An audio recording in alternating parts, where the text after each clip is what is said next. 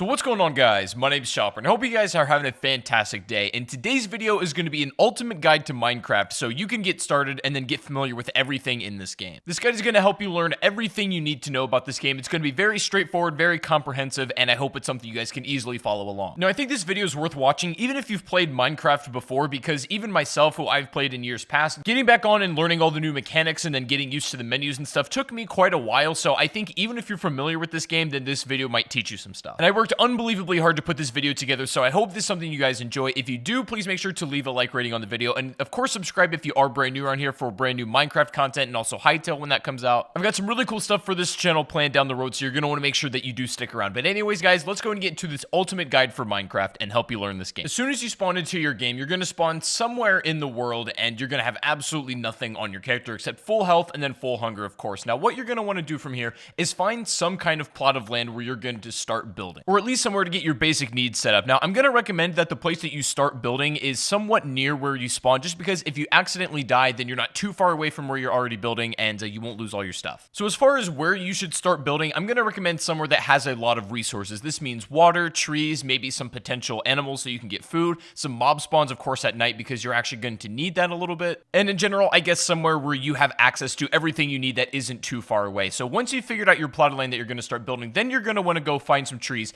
and get wood. Now, you're definitely going to want a little bit of wood, especially when you're starting out, because you're going to need to build a crafting table first of all, and then you're also going to probably want enough to make some sort of little structure, at least for the first night, as you're not going to have a whole lot on your hands because you only have a very limited time to start building this stuff. But once you have some wood, then you can start building your crafting table. Now, this is the most fundamental item you need to build everything else in the game. So you're going to take your wood that you got from the trees, and then you're going to go ahead and build some planks. And you can do this by putting it inside the 4-square grid that's right by your character. And once you have all of your planks built, then you can go ahead and then put them back in that 4-square into a pattern that looks like this, and it should build your crafting table. Pretty straightforward, pretty easy. Now, from here on out, as soon as you place your crafting table down on the ground somewhere, you now have access to all of the craftable items in the game, and the recipes for all these items can be found in this green book, or if you know them by heart, then you won't need the book. Now, as soon as you got this crafting table built, the first item that you're going to want to build yourself, the very first thing you want to go for is a wooden pickaxe. And this is pretty simple to build. You're going to want to make sticks, which is very simple, from your planks,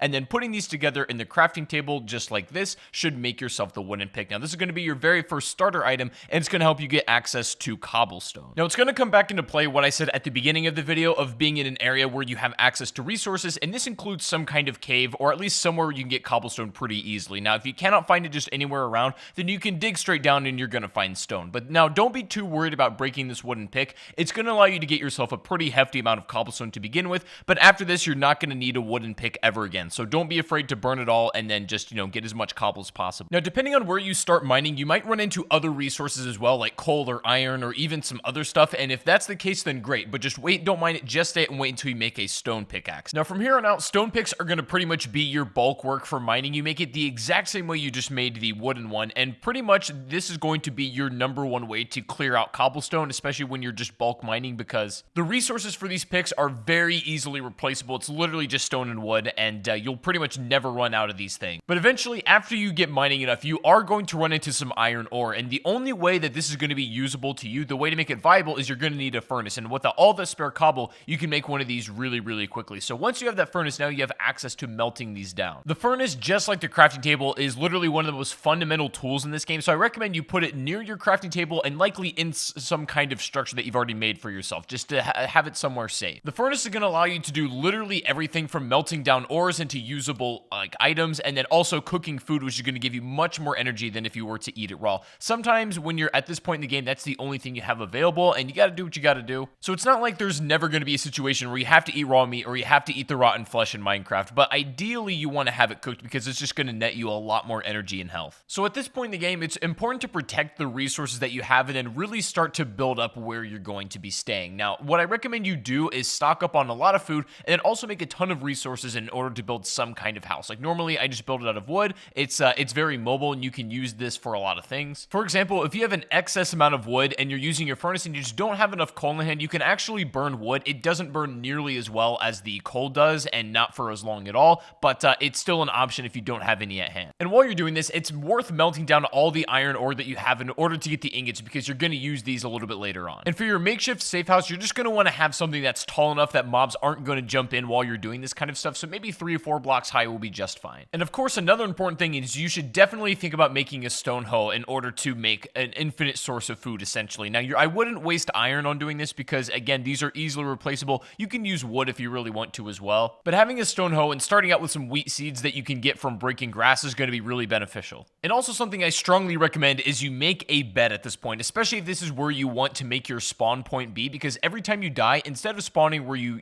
were at the beginning of the game, as soon as you lay in your bed for the first time, this will be your new spawn point. And of course, you can only sleep at night or when it's thunderstorming, and also there cannot be too many enemies nearby or else you won't be able to sleep either. You can bring your bed with you if you start traveling and set up like makeshift camps. If you want to change your spawn to somewhere else and be a little bit closer to like a big mine or something, you can do that as well. Just don't take it into the nether. So when setting up your wheat farm using your stone hoe, ideally you're going to want to sort of till the ground that is touching the water, because these are going to grow the fastest when you plant your seeds there. Now, it's not required that you put it up against the water, but they are going to grow faster if the dirt blocks are in the water. So that's just something to keep in mind. It can be a little bit scuffed, like just the way that you plant it, if you're going to be moving it pretty soon. But if you want to have like where you're going to be staying permanently, then you can organize it a little bit more, fence it in, and have water running in between each dirt block. There's a lot of different ways you can set up that are going to yield different results. But what's important here is the fact that this is going to be like an infinite resource of food that you can just make bread with. And so it just takes a little bit of time and your attention to take care of it. And of course, you're not going to want to step on these blocks either as you're taking care of it, but it'll be an infinite source of food and you can definitely stock up. You can use the wheat just to make ordinary items like bread, but you can also save it up and then, go for other ingredients and items to make something like a cake, which is going to last a bit longer. Now, at this point in the game, with all of your basic needs set up, this is where the game starts to get really fun, because now you can take it in any direction you like to. For example, this would be a good spot in the game to get bone meal from a skeleton, which is really, really easy to obtain. And then you can find a wolf out in the wild, tame it, and then it'll become your companion for as long as it's alive. There are countless animals that you can become friends with, and since I got on this game after the update, there's a bunch of new animals that I've never seen before, and that was really cool to see. The advantage to having a wolf, though, is that they'll follow you, especially when you're out in battle, and they'll attack whatever you're attacking, so they're definitely like an extra help in that regard. Or you could also take this opportunity, since maybe you don't have the biggest house and the biggest setup yet, you could basically take down everything and bring it with you, and then you could go off on your own adventure, maybe find a bigger cave to mine and go for diamonds and gold. What I typically like to do at this point in the game is just make sure that I have like a steady stream of resources coming in, and that includes iron, coal, that includes food, basically everything that's going to keep you alive and keep you advancing,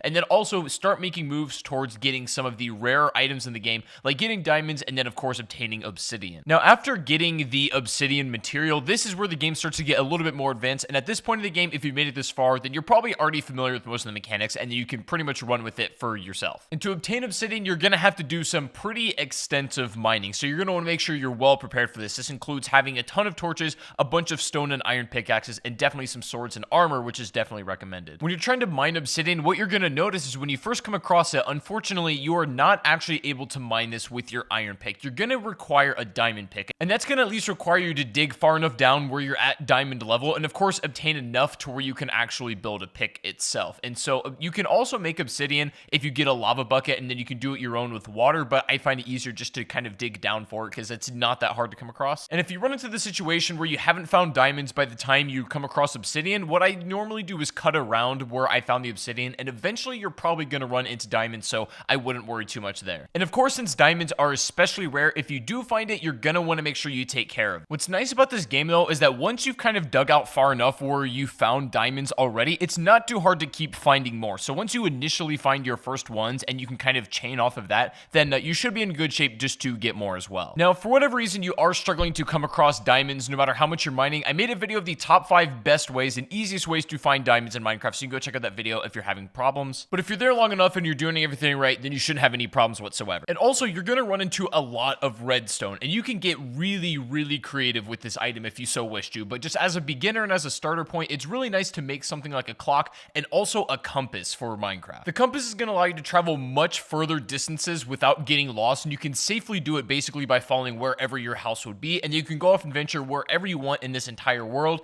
and then make your way back eventually using this compass. If you want to go a step farther, you can also make a map, which does require a little bit more materials, but it's definitely worth it if you want to go that route as well. And also, having a boat on hand is never a bad idea, because there sometimes are very long stretches of water that can be easily crossed using a boat, but are not easily crossed any other way. If you've done everything in this guide up to this point so far, then you should have a steady stream of resources, a bunch of excess stuff on hand, such as iron, coal, all that sort of stuff. stuff. And then you should have all of the basic tools you need to travel anywhere you like, and then a decent house setup as well. And from this point, you pretty much have the freedom to take the game anywhere you like to. You can take your obsidian and set up a nether portal and then go down that rabbit hole. And if you so wish to, you can work your way all the way up from this point on, all the way to the ender dragon if you so wish to go that route, or you can just, have fun, explore, play a little bit more casual route, and just enjoy the game. Either way, this guide was set up to facilitate both styles of play. You can just have fun and just casually play the rest of the match however you like, or you can go for the ender dragon and then finish the progression of the game. Either way is going to work, but now you have the tools to go in any direction you like. So anyways, guys, that is going to be the ultimate guide to getting set up in Minecraft in 2019. I hope you guys did enjoy.